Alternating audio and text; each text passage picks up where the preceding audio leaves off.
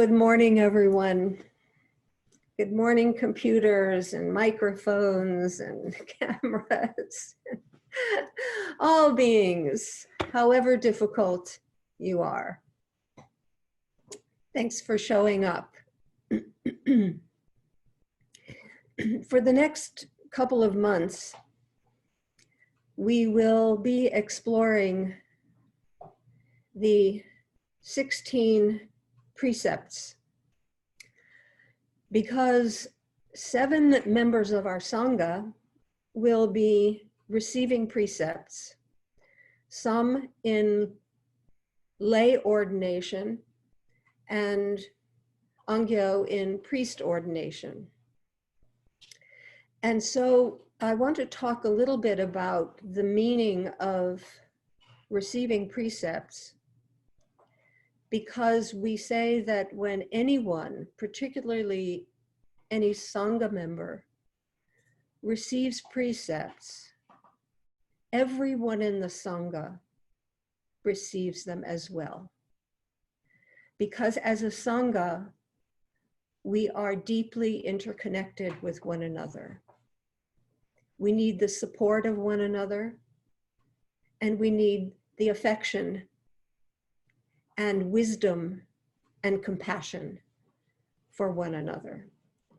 And so when anyone in our Sangha undertakes this deliberate way of life, we all are involved. And so we'll study them and discuss them and critique them together for the next few weeks, maybe even months, depending upon how much there is to be said. There are 16 precepts. The first 3 of those precepts are called the 3 refuges, the 3 gems, the 3 jewels. Andrea spoke about the jewel of the Sangha last week very beautifully. And we'll be talking about all 3 of those refuges today. Those who receive refuges, receive precepts,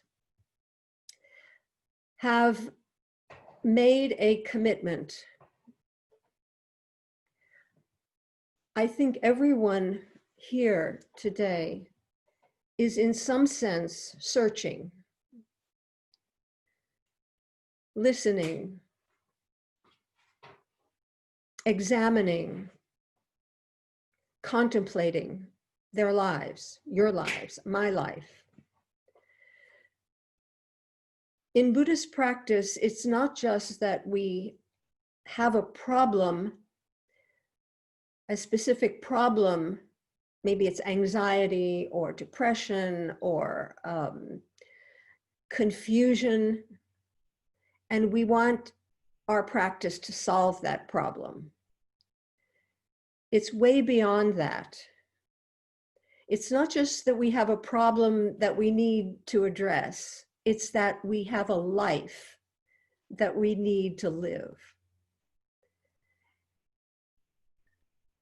We have a life that needs to be examined and to be lived in the deepest and most compassionate way that we can. And so we're asking, how should I live my life? What is the way? What is the best, most profound way to do this? And many of us have explored different paths, different ways, different philosophies, and are still probably searching, examining, considering how we should live, what we should do, what we should do with this one life, at least this particular life that we're given as a gift. When someone receives precepts, there is a decision being made. It's kind of the decision to stop shopping, to stop shopping around so much, to stop digging a lot of shallow wells here and there. And, oh, what's, let me taste this and let me taste that path and let me listen to this teacher and that teacher, all of which is absolutely essential in the search. This is really what Buddha did, what every spiritual seeker does. But at some point, he sits under the tree and he makes a commitment. He sets an intention. And so when one receives precepts,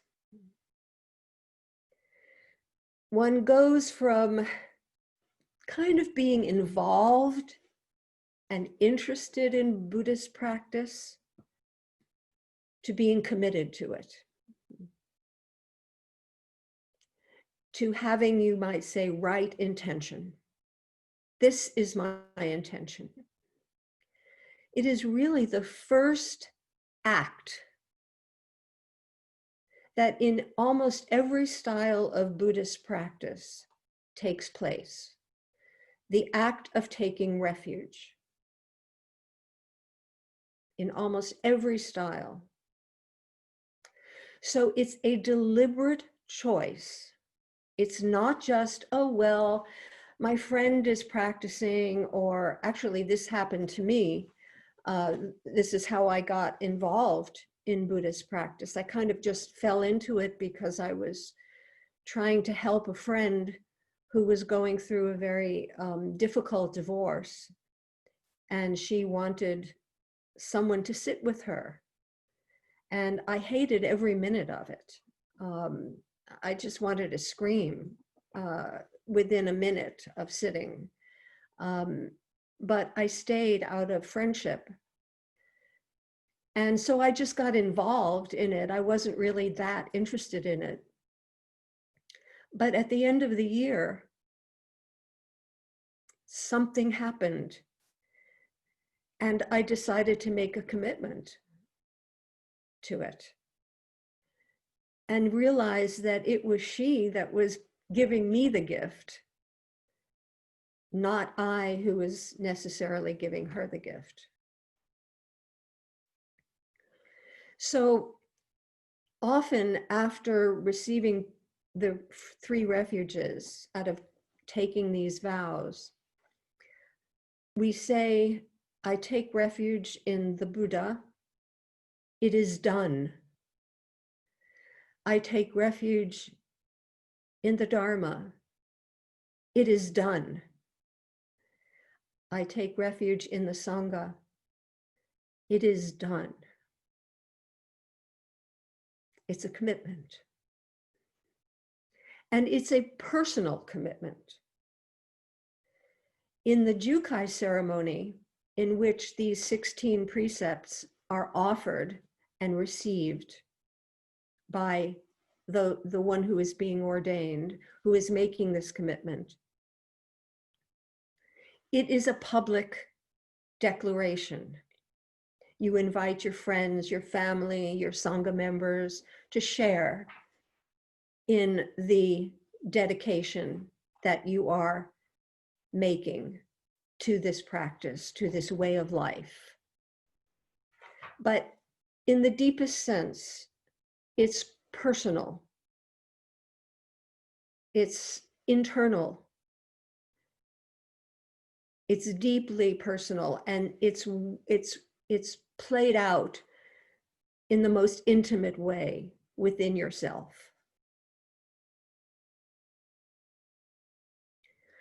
Not only is it personal, but it's kind of scary, because you have made a commitment to a certain way of being that others are aware of, and which you are carrying around with you every moment of every day. And you are always having to, you might say, meet that commitment, answer that commitment, bring that commitment forward in everything that you do. And so it's not really about judging yourself. That is not helpful. But it is about holding yourself accountable for every decision that you make and living up to your vows. So when you receive these precepts and you say, I do, you know, when we say, I take refuge in the Buddha, the Dharma, and the Sangha, you say, I do. It's done. It's a vow. And as a vow, it's not just a promise, it's a deep internal commitment. And you don't take it lightly. And your friends and family are not going to take it lightly either. They're going to watch you. They're going to hold you to account. So if you take refuge,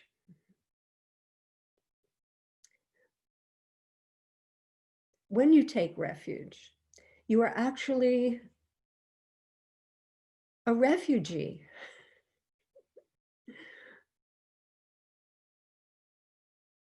You're someone who has left home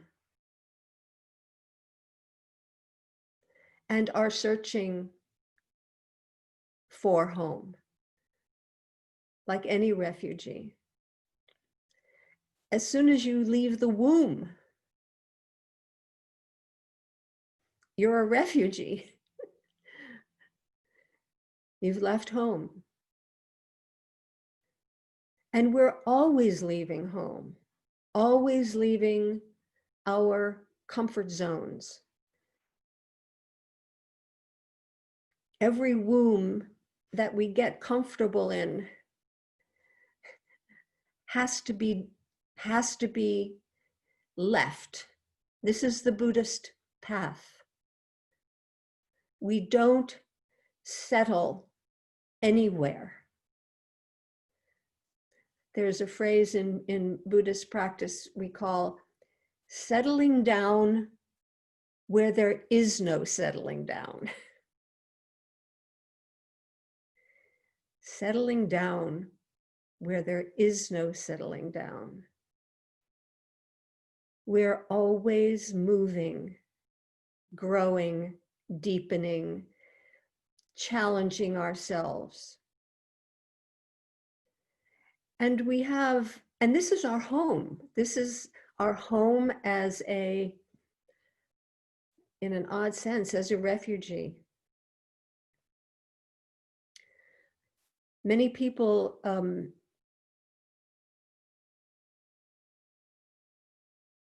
kind of criticize the Buddha for having left his family, which he did. He left home, and he left his wife and his child. He left because he had a calling. He had a calling to relieve or to understand and relieve the suffering of mankind, sickness, old age, death. He witnessed those, and the calling was impossible to ignore. And this is something that I suspect those of us who are receiving precepts and making a commitment feel, that calling to live our lives in a way that expresses our compassion and our wisdom for the suffering of all beings. It's a calling that, even though it means leaving home, can't be ignored. In priest training, this is called Shuke Tokudo. It's not just an accident, it's a person who is a home leaver.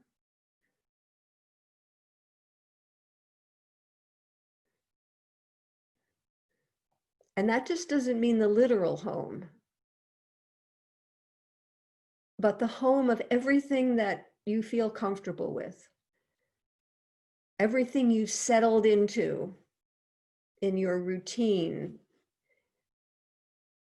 in your friends, in your connections, all these, sometimes I call these the twin towers of our lives. The pillars that just, we can count on that. We can always go home to that. In Buddhist practice, you might say, the home is always on the road. Always on the road. And we do stop off. We do stop off periodically at different places. But the home is everywhere. Our home is everywhere.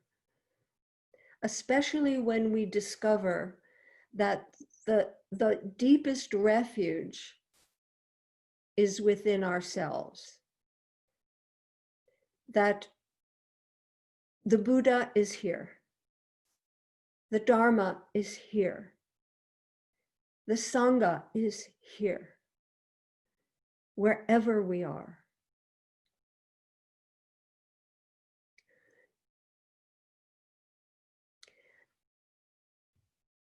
When he decided to sit under the bo tree to take refuge within,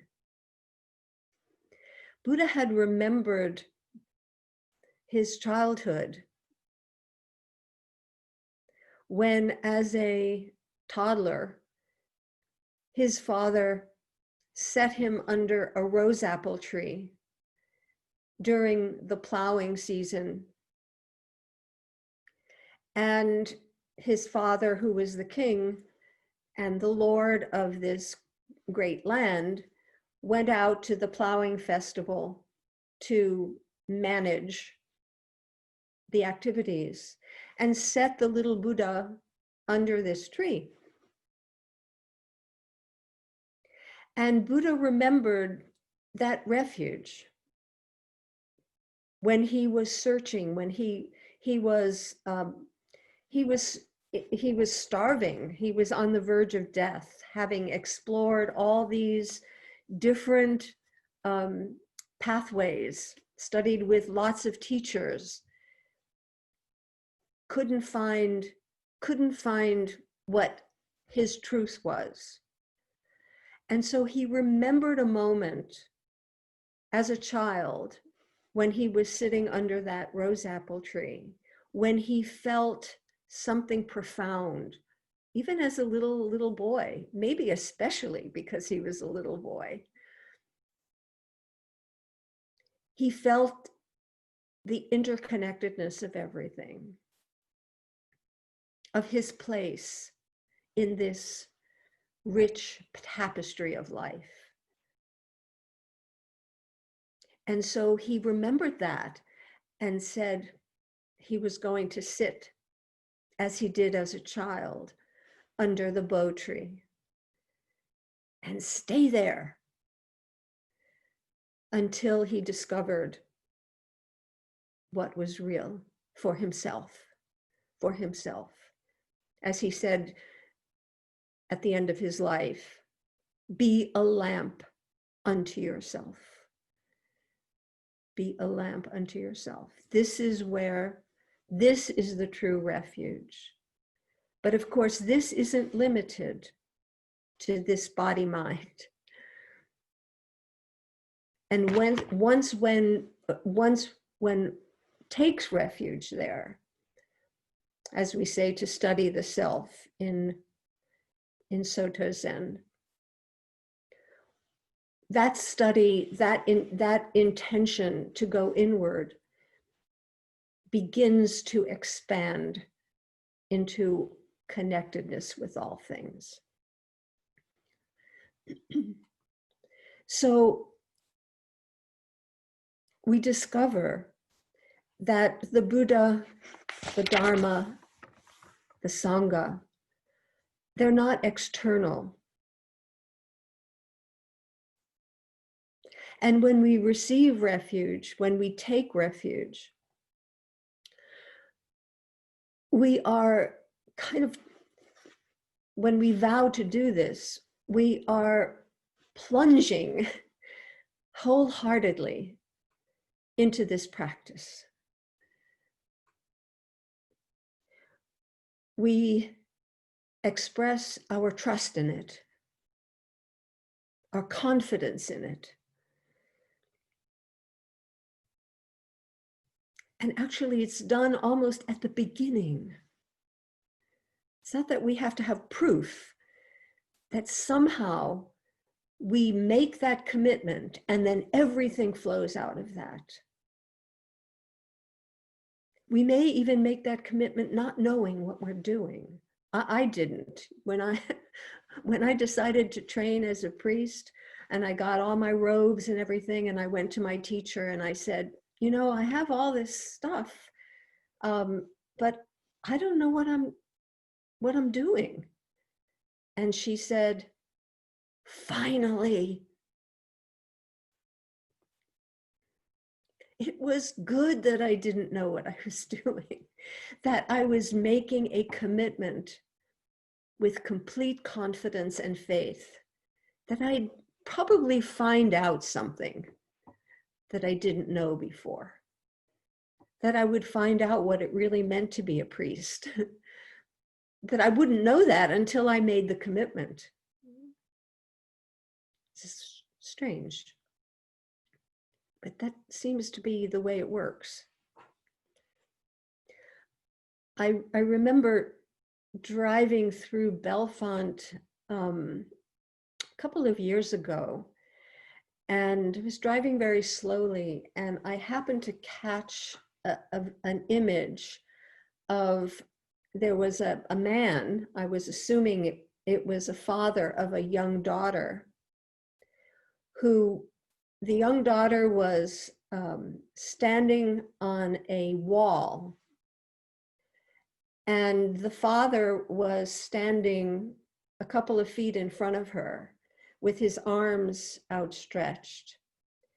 And the little girl just jumped into her father's arms. And I thought, how beautiful that was. This is our practice.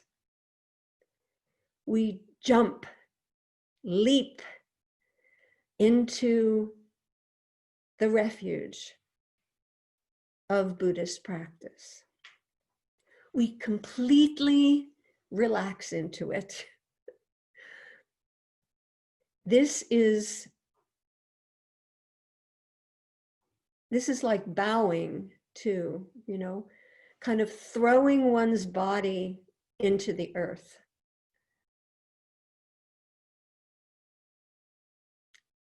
With total presence, with total commitment.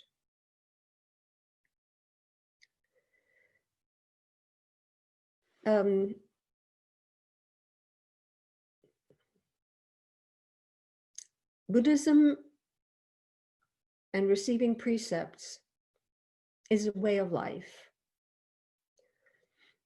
It's not just a therapy by any means.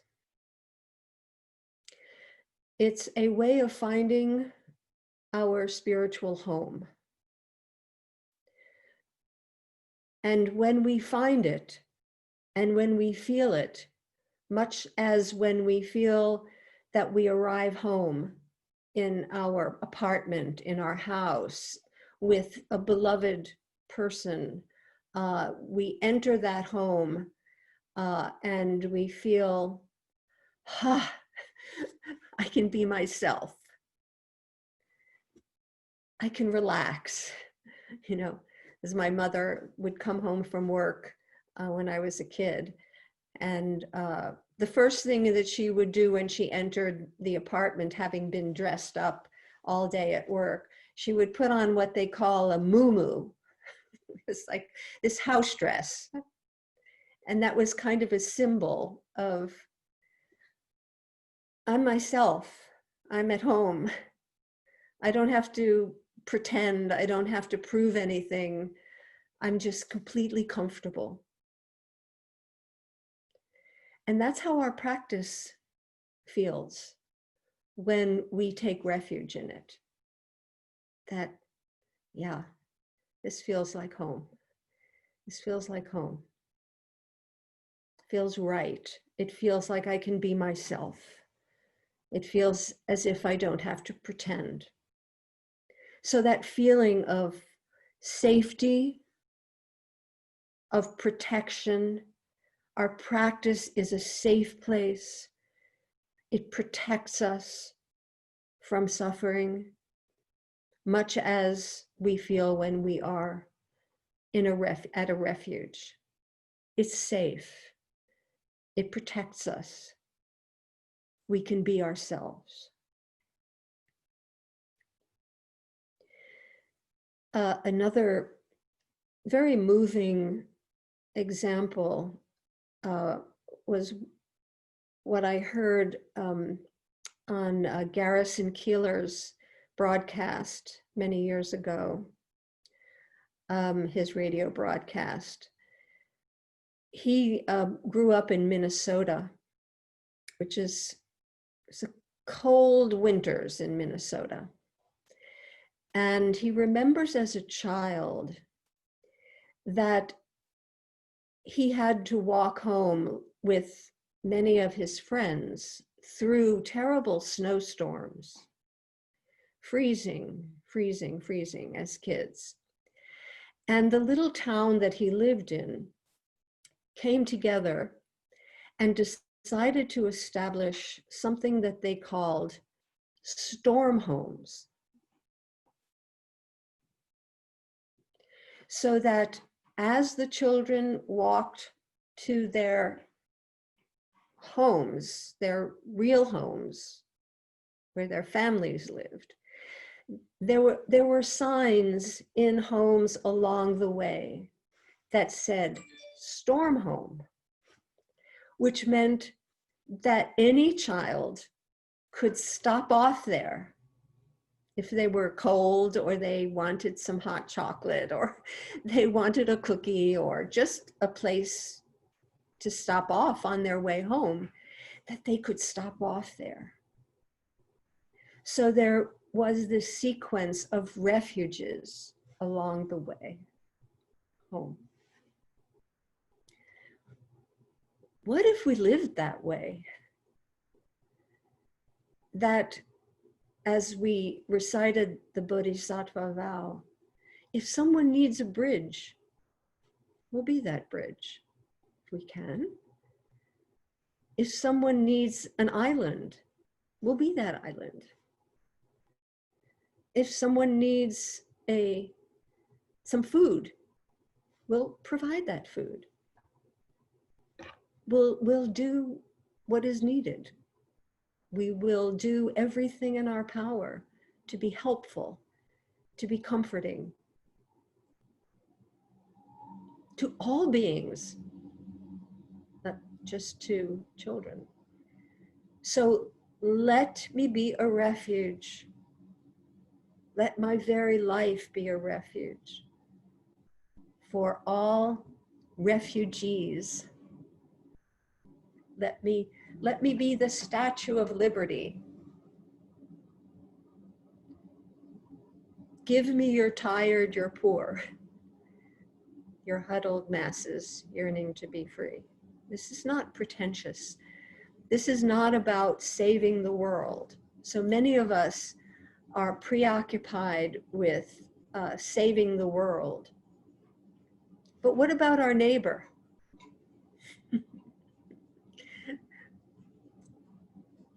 What about our neighbor who is suffering with the aftermath of COVID?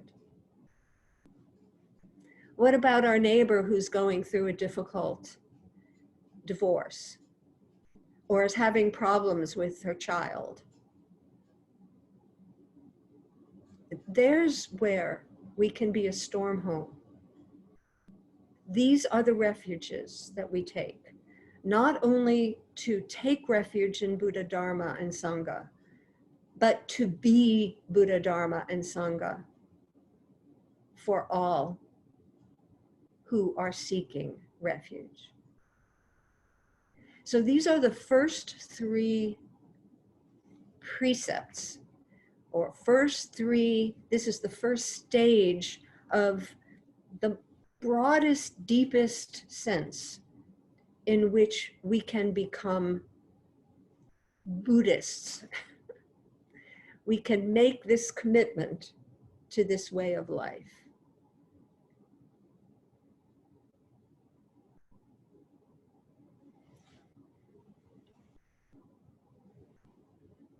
Thank you.